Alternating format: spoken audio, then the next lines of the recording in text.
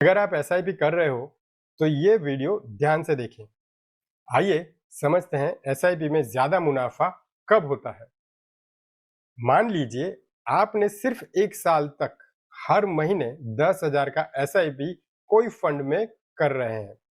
नीचे दिए गए टेबल के अनुसार जनवरी में आपको 210 यूनिट मिलेंगे, फरवरी में आपको 213 यूनिट, मार्च में आपको 226 यूनिट, अप्रैल में आपको 219 यूनिट, मई में आपको 220 यूनिट, जून में भी आपको 220 यूनिट मिलेंगे, जुलाई में आपको 237 यूनिट, अगस्त में 231 यूनिट, सितंबर में 226 यूनिट, अक्टूबर में 259 यूनिट्स, नवंबर में 250 यूनिट्स, दिसंबर में आपको 271 यूनिट।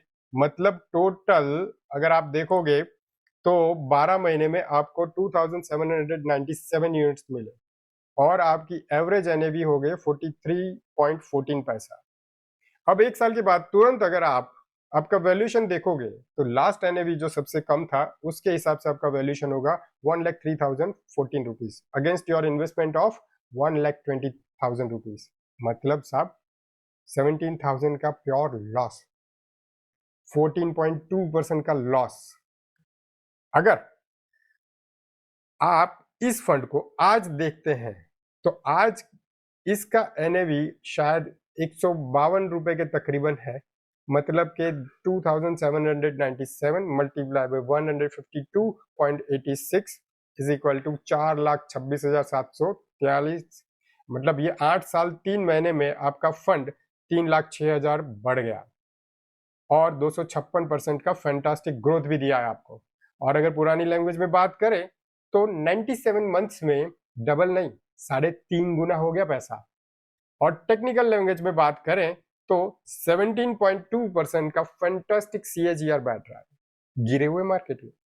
और अगर यही वैल्यूएशन जब मार्केट अच्छा था, मतलब कि सितंबर 2024 में अगर आप देखें तो ये फंड का एनएवी था 180 रुपए।